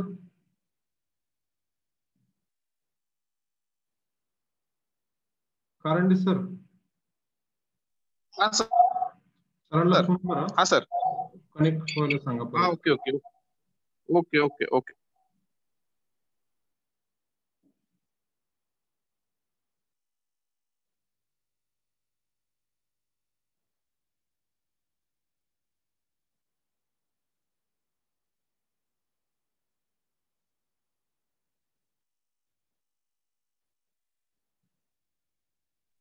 सर लोहाटे सरांचा नंबर भेटेल का मला जरा? हो सरांचा नंबर भेटेल. कार्यक्रम संपताना सरांचा चॅट बॉक्स मध्ये नंबर देतो मी तिथे. Okay thank you. एक 2च मिनिटात इंटरनेटचा प्रॉब्लेम असल्यामुळे डिस्कनेक्ट झालेले दिसतात. 2 मिनिटात आपण चालू करूया. हा सर फोन केला आता जॉईन होतील ते 1 मिनिटामध्ये जॉईन होतात. ओके ओके ठीक आहे.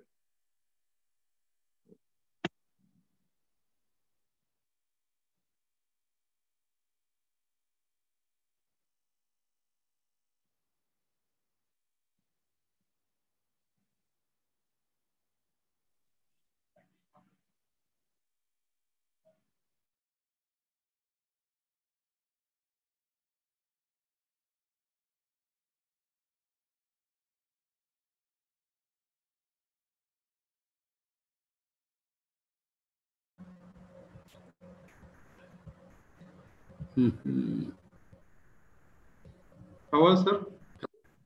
हॅलो, शेअर होईना, स्क्रीन शेअर होत नाही, तिकडनं काय केलंय का? 1 मिनिट 1 मिनिट.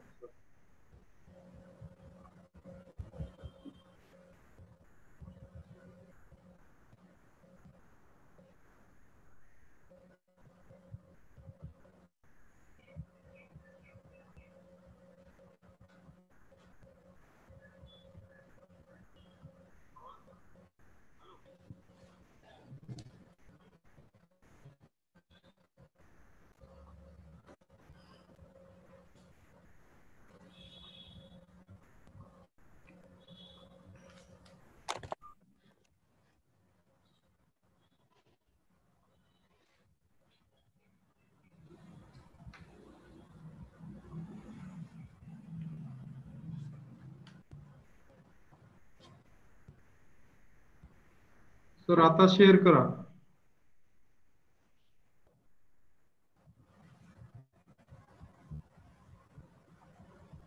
आलंय का?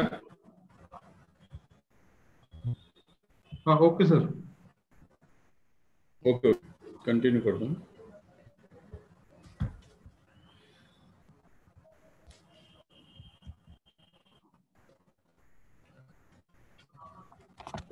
दुसरं महत्वाचं पीक आहे अंजीर.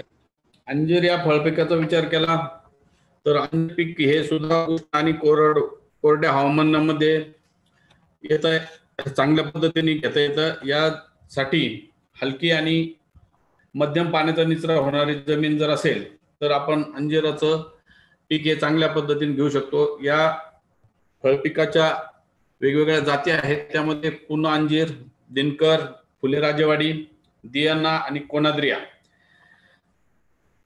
या वेगवेगळ्या जाती आपण या अंजीर पिकामध्ये लावू शकतो. आता आपण अन्नद्रव्य व्यवस्थापन आणि त्याचा आता मोठ्या प्रमाणात आपण त्याचा उहापोह केलेला आहे. याच्यामध्ये अंजीर पिकामध्ये साधारणतः 900 ग्रॅम नत्र, 250 ग्रॅम स्फुरद आणि 275 ग्रॅम पालाश हे आपण बहार धरण्याच्या वेळेला त्यापैकी 50% नत्र आणि संपूर्ण स्फुरद आणि पालाश जर आपण या अंजीर पिकाला दिलं तर आपल्याला चांगल्या पद्धतीने अंजीर आपण या खत मात्रेपासून आपण घेऊ शकतो. अंजीर पिकामध्ये 2 प्रकारचे बहार धरता येतात, खट्टा बहार आणि मिठा बहार. ज्या भागामध्ये पाण्याची उपलब्धता आहे, कमी प्रमाणात असते, अशा ठिकाणी खट्टा बहार, जो आपण त्याला पावसाळी बहार म्हणू शकतो, अशा पद्धतीने घेतला जातो की साधारणतः मे जूनच्या दरम्यान छाटणी केल्यानंतर सप्टेंबर ऑक्टोबर मध्ये या बहाराची फळं आपल्याला खायला मिळतात.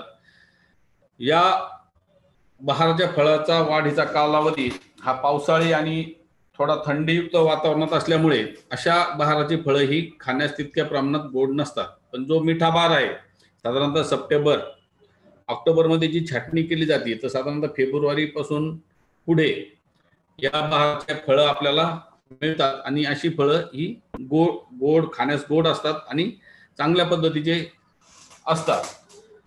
तर या पिकामध्ये सुद्धा वेगवेगळ्या कीड आणि रोगाच्या समस्या आपल्याला आढळून येतात. याच्यामध्ये अंजिरामध्ये खोडकीड ही प्रामुख्याने मोठ्या प्रमाणात आढळून येते.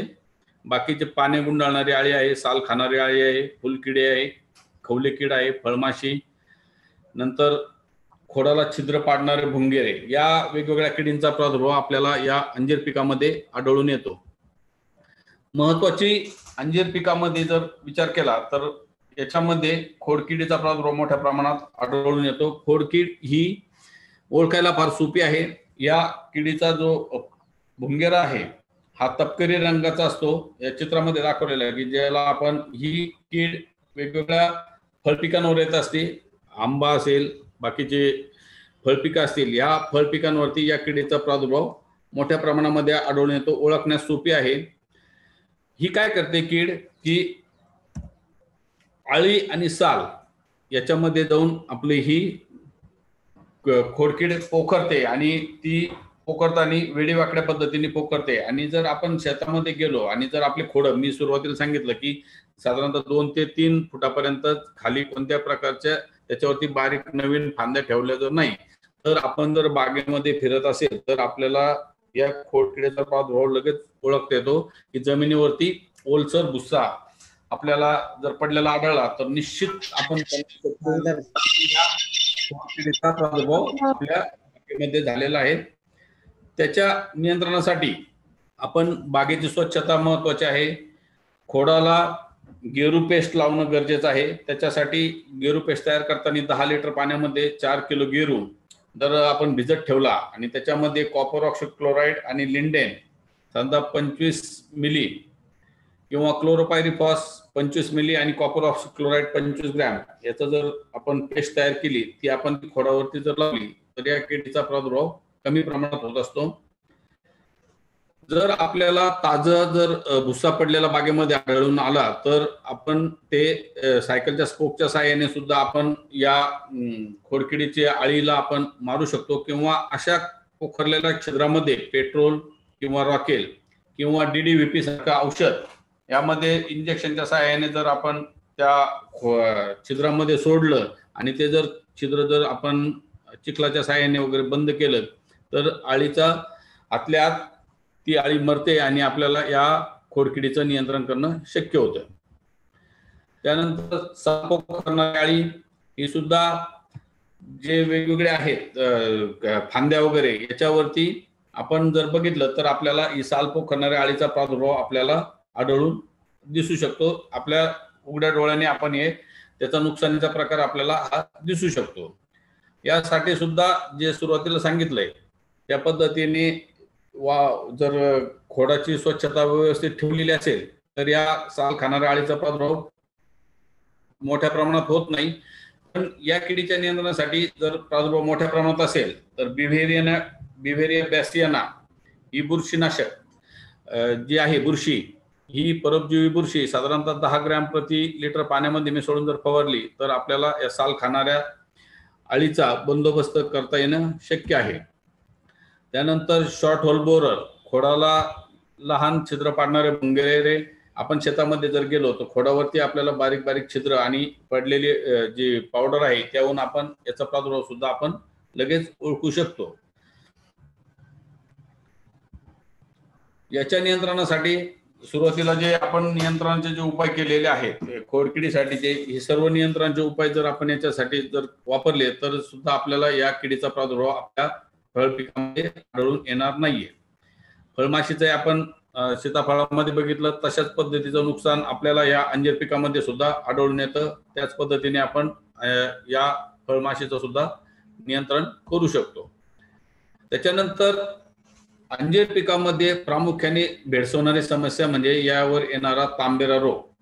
बरेचसे शेतकरी बंधूंना या तांबेरा रोगाचा प्रादुर्भाव आपल्याला आपल्या फळबागेमध्ये आल्यामुळे उत्तम प्रतीचे अंजीर मिळवणं जरासं कठीण जातं. तर आपण जर बघितलं तर हा रोग हा एका बुरशीमुळे होतो, सिरोटिलियम फिसी या नावाच्या बुरशीमुळे होतो. आणि या बुरशीचं वैशिष्ट्य असं आहे की ही फक्त अंजिराच्या झाडावरती जिवंत पानावरतीच ती वाढू शकते. चित्रात दाखवल्याप्रमाणे झाडाच्या पानाच्या खालच्या बाजून जर बघितलं तर असंख्य नारंगी रंगाचे टिपके आपल्याला याच्यावरती पानावरती आढळून येते. मग हे काय होतंय, ज्या वेळेला हे असे तपकिरी रंगाचे जे उंचवटे आहेत या उंचवट्यामधून तपकिरी रंगाची बुरशी बाहेर पडते आणि वाऱ्याबरोबर ही बुरशीचे जे बीजाणू आहेत ते प्रवास करतात आणि रोगट झाडापासून निरोगी झाडापर्यंत ते त्याच्यावरती जाऊन पडतात. आणि अशा ठिकाणी त्याचा प्रादुर्भाव झाल्यानंतर मोठ्या प्रमाणात जर प्रादुर्भाव झाला तर या पानांची पानगळ होते. पानगळ झाल्यानंतर आपण निश्चितच पानांचे नसल्यामुळे अन्नद्रव्य तयार होत नाही आणि आपण चांगल्या पद्धतीचं आपल्याला फळं त्यामध्ये घेता येत नाही. त्यामुळं या बुरशीचं नियंत्रण करणं फार गरजेचं आहे.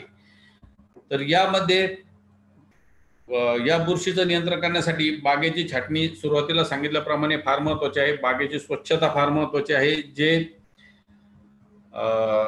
रोगट अवशेष आहेत किंवा किडलेले अवशेष आहे हे नष्ट करणं फार गरजेचं आहे. हे नष्ट केल्यानंतर याच्या नियंत्रणासाठी सुरुवातीला छाटणी झाल्यानंतर जमिनीवरती आणि संपूर्ण झाडावरती 300 मेष गंधक प्रति हेक्टरी 20 किलो या प्रमाणात जर धुराळलं तर आपल्याला या सुरुवातीचा होणारा प्रादुर्भाव आपण टाळू शकतो. त्यानंतर पाण्यात मिसळणारे गंधक 20 ग्रॅम प्रति 10 लिटर प्रमाणे आपण झाडावरती फवारणी केली तर आपल्याला याचं नियंत्रण करता येणं शक्य आहे. अंजिराला बहार धरल्यानंतर पानं फुटल्यानंतर साधारणतः त्यावरती मोठ्या प्रमाणात आपल्या या तांबेरा रोगाचा प्रादुर्भाव होत असतो.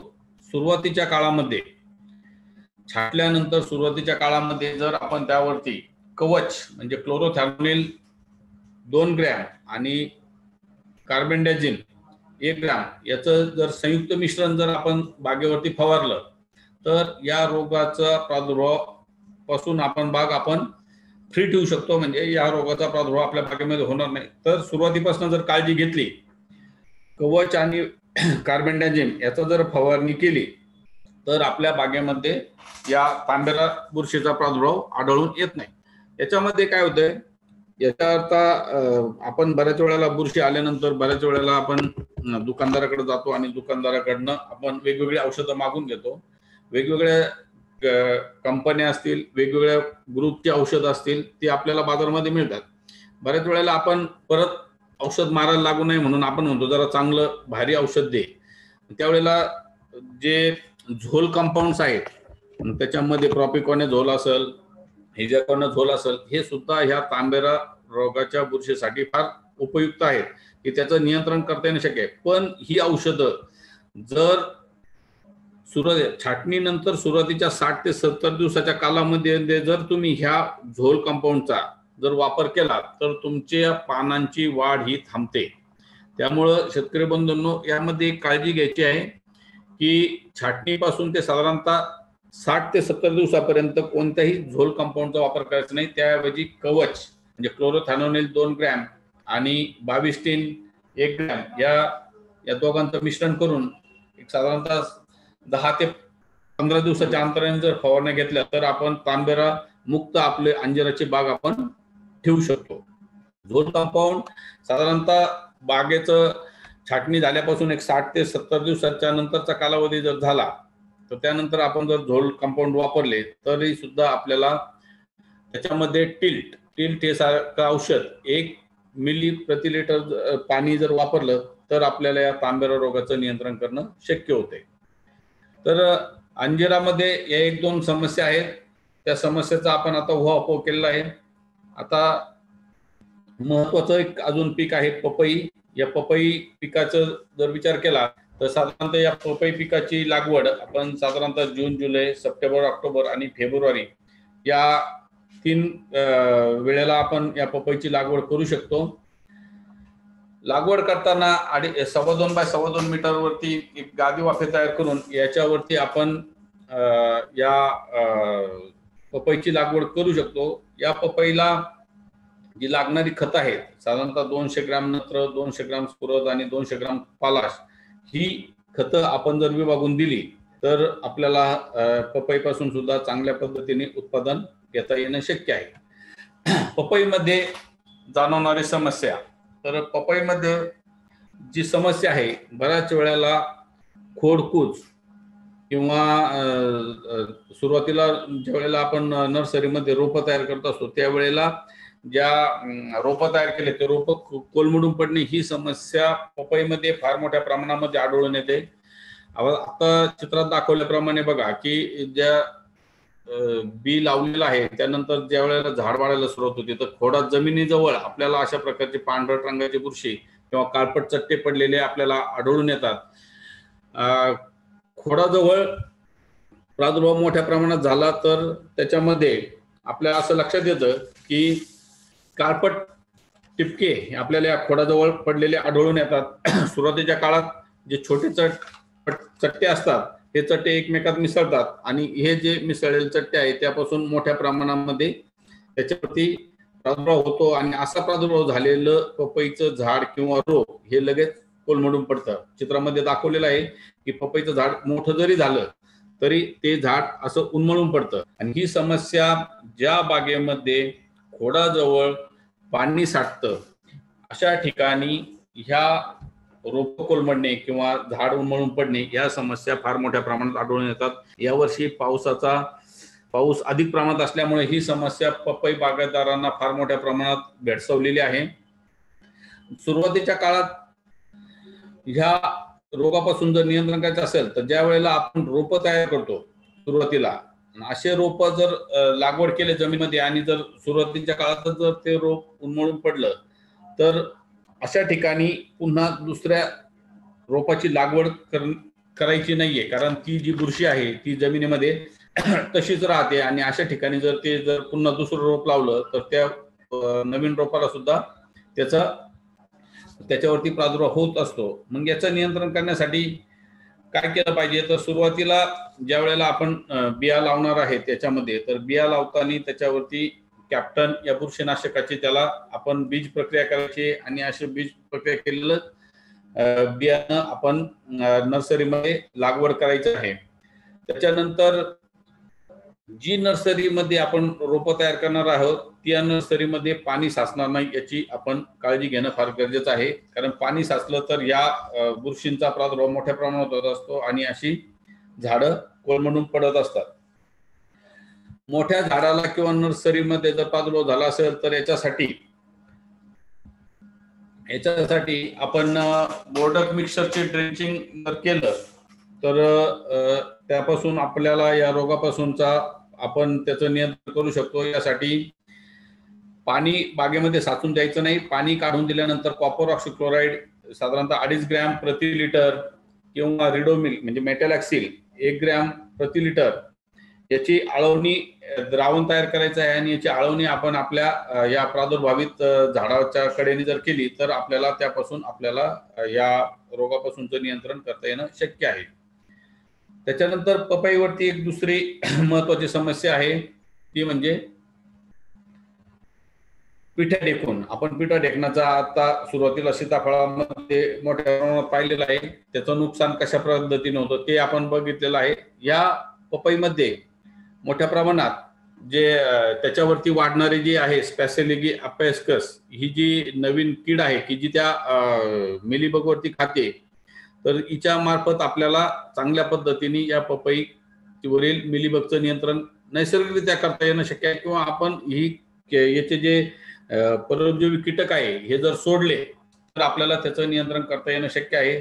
निंबळयुक्त कीटकनाशकाची फवारणी केली तरी सुद्धा आपल्याला या पपई मिलीबगचं नियंत्रण करता येणं शक्य आहे. यानंतर पपईमध्ये सध्या ज्या लागवडीखालील जाती आहे याच्यावरती प्रामुख्याने येणारी समस्या म्हणजे पपया रिंग स्पॉट व्हायरस. म्हणजे पपया रिंग स्पॉट हा विषाणू जो आहे ही पपई पिकातील सर्वात मोठी समस्या आहे. आपण याची लक्षणं या चित्रामध्ये दाखवलं त्याप्रमाणे पाहू शकतो. नवीन येणारी पालवी त्याची जी आहे ती पिवळसर होते आणि जर मोठ्या प्रमाणात प्रादुर्भाव असेल तर त्याचे पानं वेडीवाकडे तयार होतात आणि त्याचे ज्या शिरा आहेत त्या धाग्याप्रमाणे दिसायला सुरुवात होतात आणि याचे टिपिकल सिम्पटम्स आपण फळाच्या पृष्ठभागावरती पाहू शकतो. आपल्याला दिसतील रिंग सारखे जे आहेत, हिरवं फळ असेल किंवा पिवळं पिकलेलं फळ असेल त्याच्यावरती रिंग तयार केलेले ही जी रिंग दिसतात हे या विषाणूजन्य रोगाची लक्षणं त्याच्यावरती आढळून येतात या पपईमध्ये. तर अशा प्रादुर्भावित फळाला मार्केटमध्ये चांगला भाव मिळत नाही आणि पानच जर व्यवस्थित राहिली नाही तर अन्नद्रव्य व्यवस्थापन व्यवस्थित होत नाही आणि अशा पद्धतीने वेडीवाकडे पपईची फळं तयार होतात किंवा कमी प्रमाणात फळं तयार होतात. तर ही जो पपया रिंग स्पॉट विषाणू जो आहे हा मावा किडी मार्फत रोगग्रस्त झाडापासून चांगल्या झाडाकडे त्याचा प्रसार होत असतो. त्यामुळे आपल्या बागेमध्ये गेल्यानंतर चांगलं काळजीपूर्वक जर बघितलं आणि मावाकिडीचा जर प्रादुर्भाव आढळला तर आपण त्या मावाकिडीचं नियंत्रण करण्यासाठी डायमिथेट 2 मिली किंवा ॲसेटॅमॅप्रिड साधारणतः 2 मिली हे प्रति लिटर पाण्यामध्ये मिसळून फवारलं आणि मावाकिडीचं नियंत्रण केलं तर आपल्याला या पपया रिंग स्पॉट व्हायरस पासून आपल्याला त्याचं नियंत्रण करता येणं शक्य आहे. आतापर्यंत जेवढ्या पपईच्या जाती आहेत याच्यामध्ये हा विषाणूजन्य रोगाचा प्रादुर्भाव तुम्हाला शेतामध्ये आढळून येतो. तर याच्यावरती संशोधन करताना विभागीय फळ संशोधन केंद्र गणेश केंद्र यांनी साधारणतः 2 वर्षापूर्वी या फळ पिकाला प्रतिकारक्षम अशी फुले विजया ही जात आपण संशोधित केलेली आहे. या जातीचं वैशिष्ट्य आहे हे जर तुम्ही आता चित्रामध्ये बघत असाल झाड तर याचे जे पानाचे देठ आहेत यांचा रंग जांभळा असतो. या जातीचं वैशिष्ट्य असं आहे की या जातीच्या फळाचं वजन सरासरी वजन साधारणतः 1.1 किलोपेक्षा जास्त भरतं. फळाचा आकार हा उभट गोलाकार आहे. गराचा रंग थोडासा पिवळसर आहे आणि गराचा जर विचार केला तर साधारणतः 80% गराचं प्रमाण या फुले विजया जातीमध्ये येऊ शकतं. हिच्यावरती या पपया रिंग स्पॉट विषाणूजन्य रोगाचा प्रादुर्भाव होतो पण साधारणतः 15 ते 16 महिन्यानंतर याचा प्रादुर्भाव जे आपण जास्त कालावधीत ठेवतो पपईचं पीक त्यानंतर प्रादुर्भाव होतो आणि मेन कालावधीमध्ये आपली ही जी पपई आहे ही या रोगापासून मुक्त राहू शकते. तर अशी जात आपण 1-2 वर्षापासून विकसित केलेली आहे. तर अशा विविध हे जे फळपीक आहे याच्यावर येणाऱ्या समस्या आणि आपल्याला काय उपाययोजना करायची याची आपण थोडक्यात माहिती घेतलेली आहे. तर आपल्या काही शंका असतील तर ते आपण विचारू शकता. धन्यवाद.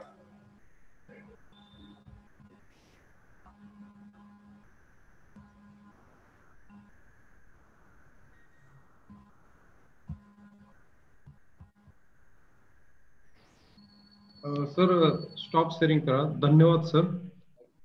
या ठिकाणी जाधव यांनी यांचा प्रश्न आहे, प्रश्न विचारू शकता. अर्जुन जाधव. धन्यवाद सर.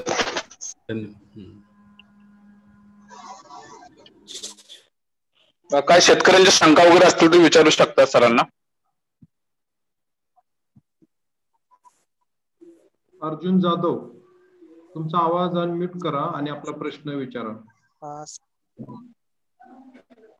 बोला सर. पपईवर स्पॉट व्हायरस आल्यानंतर तो रिकव्हर होईल का? जर प्रादुर्भाव झालेला असेल तर तसं त्याचं जे प्रादुर्भावित झाड आहे ते एक तर जास्त प्रमाणात असेल तर ते आपण काढू शकतो, किंवा त्याच्या नियंत्रणासाठी मी जे सांगितलं की मावा किडीमार्फत त्याचा प्रादुर्भाव होत असतो. त्यानंतर या किडीमध्ये काही शेतकऱ्यांचे अनुभव आणि बाकीचा अभ्यास केला तर ट्रायकॅल्शियम फॉस्फेट साधारणतः 3 ग्रॅम प्रति लिटर पाण्यामध्ये जर फवारलं तर आपल्याला या रोगापासूनच निश्चितच आपल्याला मुक्ती मिळू शकते.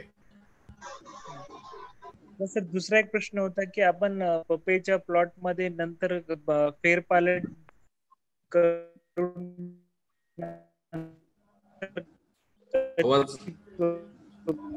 आवाज नाही येत. आवाज. हा सर, येतोय आता आवाज? हा येतोय, बोला की. सर आता येतोय? येतोय बोला की. हॅलो. हा येतोय, बोला सर. सर बोला.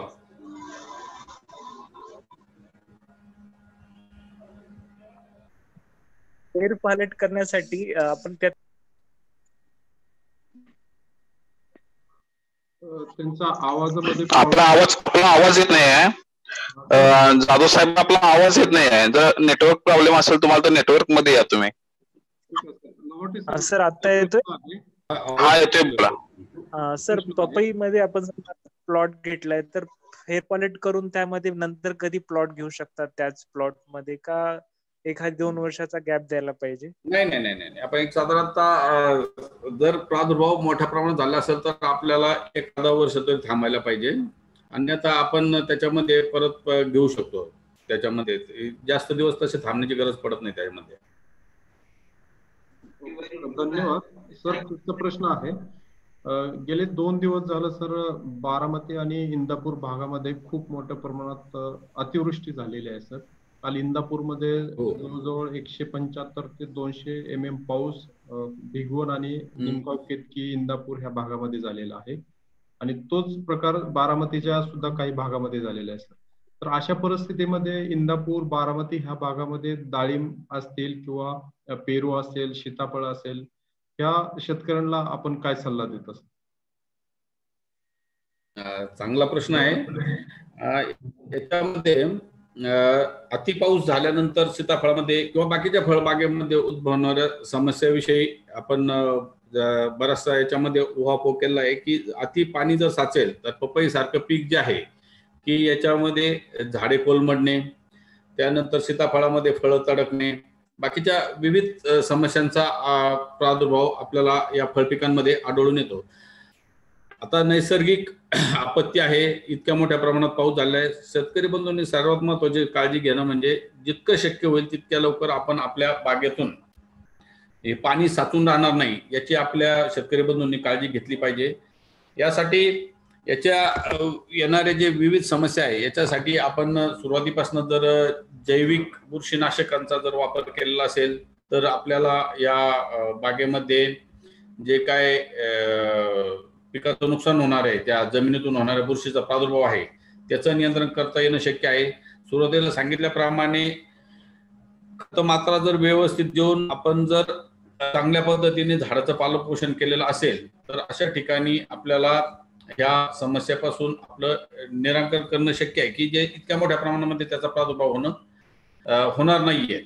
तर सुरुवातीपासून सेंद्रिय खतं आणि जैविक बुरशीनाशकांचा जर वापर आपण चांगल्या पद्धतीने जर आपल्या बागेमध्ये केला असेल तर या नैसर्गिक आपत्तीत सुद्धा आपण आपली बाग चांगल्या पद्धतीने ठेवू शकतो. त्याच्यामध्ये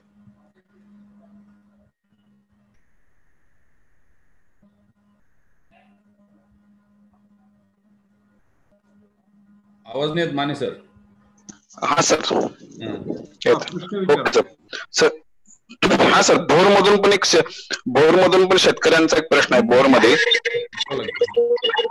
तर त्यांच्यामध्ये सीताफळ लागवड केलेली आहे त्यांनी नसरापूरच्या जवळ.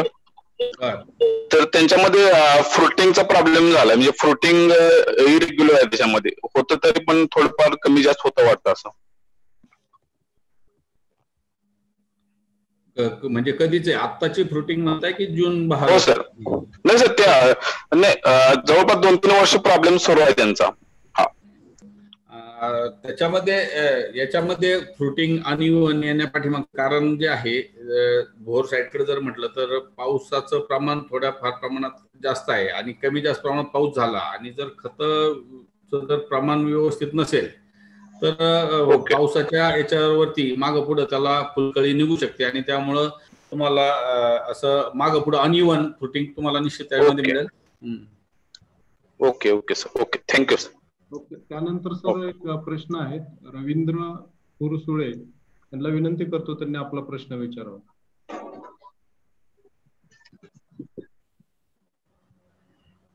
रवींद्र फुरसुळे. ओके, त्यांना आवाज जात नाही. सर, अतिशय चांगली माहिती आज तुम्ही सीताफळ असेल, पपई असेल व इतर पिकांविषयी तुम्ही दिलेले आहे. तर गेले 2-3 दिवसामध्ये पाहिलं तर या अवकाळी पावसामुळे, परतीच्या पावसामुळे किंवा वादळी पावसामुळे खूप मोठं शेतकऱ्यांचं नुकसान झालेलं आहे काही भागामध्ये. आणि अजून पुढचे 2 दिवस अति इशारा हवामान खात्याने दिलेला आहे. आज तुम्ही जी माहिती सांगितलेली आहे ती नक्कीच आपल्या शेतकऱ्यांना उपयोगी पडणार आहे.